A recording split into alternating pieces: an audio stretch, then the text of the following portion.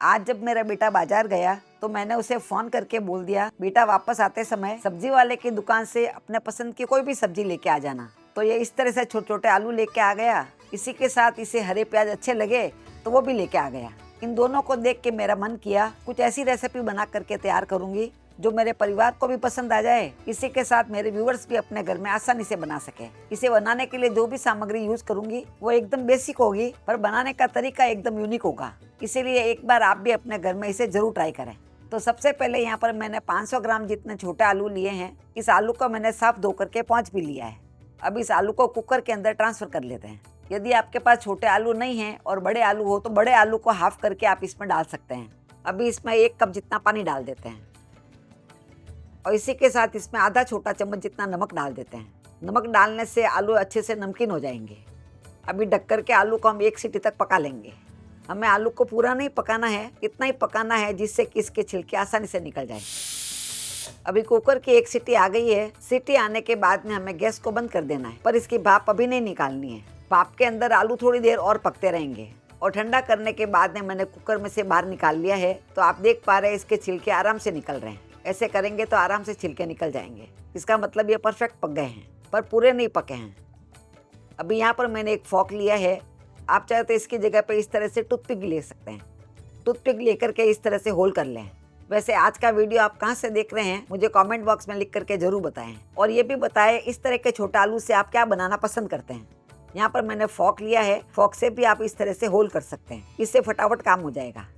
इस तरह से सबके ऊपर होल करने के बाद में साइड में मैंने कढ़ाई में तेल गरम कर लिया है और तेल में ये डाल देते हैं। इस चीज़ का ध्यान रखें, तेल गरम होने के बाद में इसमें डालें, कच्चे तेल में नहीं डालें। अब पूरे को इसमें डाल देंगे।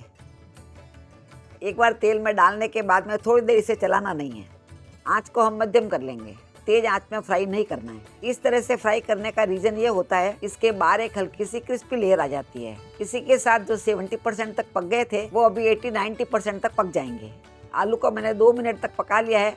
इसके बाद में इसे चलाएंगे तो आप देख पा रहे हैं इसके ऊपर हल्की सी क्रिस्पी लेयर आने लग गई है। क्रिस्पी लेयर आने लग जाती है उसके बाद में ये चिपकते नहीं है, इसीलिए डालते ही आपको चलाना नहीं है। जैसे ही आप डालते ही चलाने लग जाएंगे तो इसके ऊपर जो हल्की सी लेयर होती है वो निकलने लग जाती है, वो टुकड़े जाकर के नीचे चिपक जाते हैं।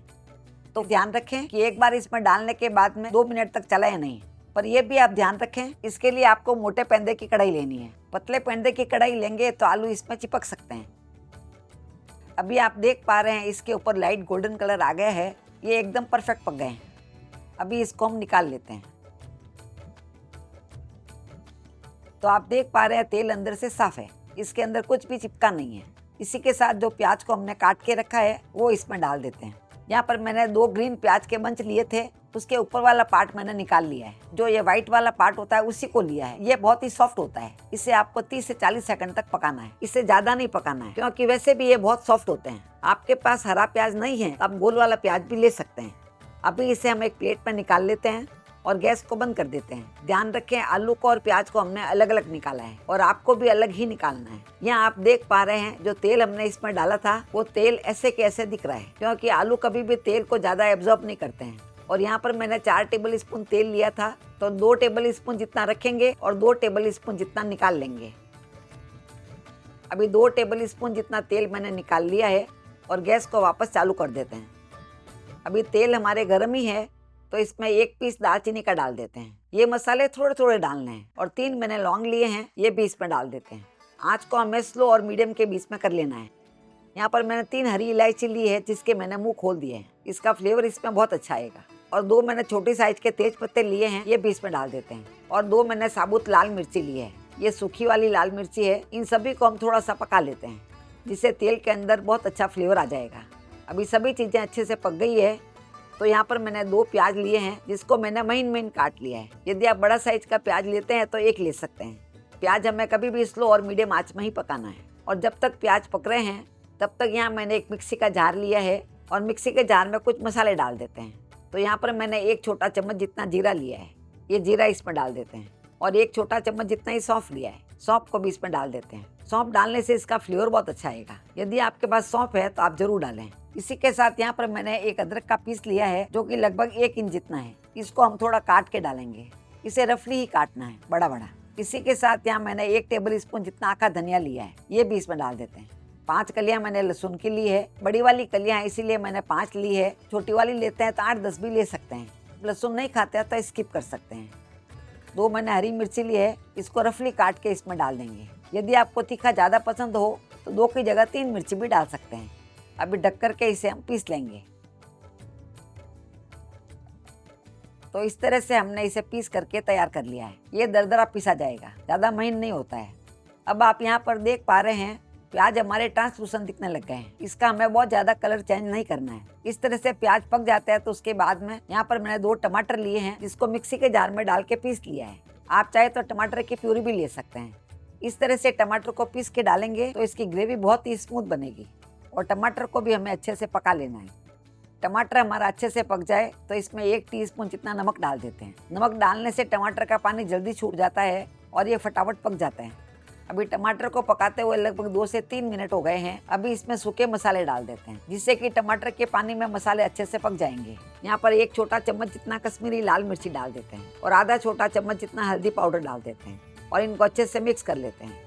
अभी मसाले हमारे अच्छे से पक गए हैं और इसमें से तेल भी छूट गया है। इस तरह से तेल छूट जाता है, उसके बाद में जो हमने सूखा मसाला पीस के रखा था वो इसमें डाल देते हैं और इसको भी इसके साथ में पका लेंगे। सूखा मसाला ऐड करने के बाद में इसमें थोड़ा सा पानी डाल देते हैं, जिससे मसाले हमारे अच्छे से फूल जाएंगे। वैसे आलू की सब्जी तो आपने बहुत तरह से बना के खाई होगी।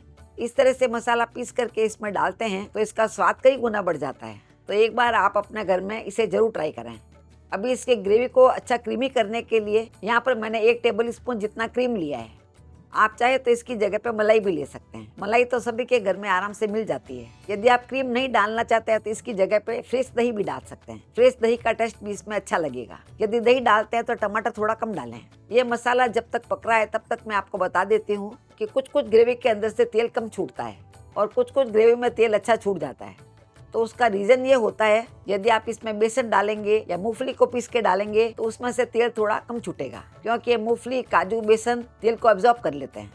आज की ग्रेवी में सिर्फ हमने प्याज और टमाटर ऐड किया है, इसीलिए आप देख पा रहे हैं इसमें से तेल बहुत अच्छे से छूट गया है और मसाले भी बहुत अच्छे पक गए हैं। तो यदि आपके घर में गेस्ट वगैरह आने वाले हो तो आप इस तरह से ग्रेवी बनाएंगे तो दिखने में ये सब्जी बहुत ही अच्छी लगेगी। तो थोड़ा सा आप इसमें मलाई वगैरह डाल दें, या दही वगैरह जमा के रखें तो मलाई वाला दही जमा के रखें, यानी होल मिल्क का दही जमा के रखें, तो उससे भी बहुत ही अच्छी ग्रेवी बनती है।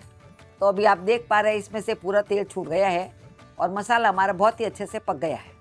अभी जो आलू को हमने पका के रखा था वो आलू इसमें डाल देते हैं। वैसे यदि आपको इस तरह की रेसिपी टिप्स के साथ जानना पसंद है तो हमारे चैनल को सब्सक्राइब जरूर करें और फेसबुक पर देख रहे हैं तो आप हमारे पेज को फॉलो कर सकते हैं। और हमेशा की तरह वीडियो पसंद आया हो तो लाइक जरूर करें। मसालों के अंदर मैंने आलू को 2 मिनट तक और पका लिया है। अभी इसमें थोड़ा पानी डाल देंगे। इतना सूखा नहीं बनाते हैं सब्जी को, थोड़ा पानी डाल देते हैं। तो यहाँ पर मैंने हल्का गुनगुना गर्म पानी लिया है, लगभग आधे से पौने कप जितना पानी है। अभी आंच को हम धीरे कर लेंगे और धीरे आंच में इसे 2 मिनट तक और पका लेंगे। 2 मिनट के बाद में एक बार खोल के देख लेना है। 2 मिनट पकाने के बाद में जो प्याज को हमने फ्राई करके रखा था ये इसमें डाल देते हैं। इसको पहले नहीं डालना है, पहले डालेंगे तो ये गल जाएंगे। प्याज थोड़े से क्रंची होते हैं तो इसमें अच्छे लगते हैं। इसी के साथ यहाँ पर मैंने 1 टेबल स्पून जितनी कसूरी मेथी ली है, तो हाथ में इस तरह से लेकर के मसल के डालेंगे, जिससे इसका फ्लेवर बहुत अच्छा आएगा। जैसे रेस्टोरेंट में सब्जियां बनती है वही टेस्ट की सब्जी आपको लगेगी। अभी ढक करके इसे हम 2 मिनट तक और पका लेंगे। अभी इसे खोल के देख लेते हैं। तो आप देख पा रहे हैं इसकी रंगत कितनी अच्छी आई है। धीरे धीरे आंच में हमें पकाना है, बहुत ही अच्छे से पक जाते हैं। अभी इसके ऊपर हम थोड़ा सा हरा धनिया डाल देंगे। इस तरह से हमारे बिल्कुल ढाबा स्टाइल में दम आलू की सब्जी बनके तैयार हो गई है। इसका फ्लेवर भी जैसे ढाबे की सब्जियां होती है उसी तरह का आ रहा है और लुक भी देखिए बहुत ही अच्छा लग रहा है। एक मैं आलू आपको तोड़ के दिखाती हूँ, देखिए हल्का सा आप इस तरह से दबाएंगे पूरा आलू मैश हो जाएगा, मतलब आलू एकदम परफेक्ट पक गया है। खाने में सब्जी बहुत ही क्रीमी और स्वादिष्ट लगेगी। एक बार आप बना के देखेंगे तो आपको मालूम पड़ेगा। तो हम मिलेंगे ऐसे ही दूसरे वीडियो में, तब तक के लिए बाय एंड टेक केयर।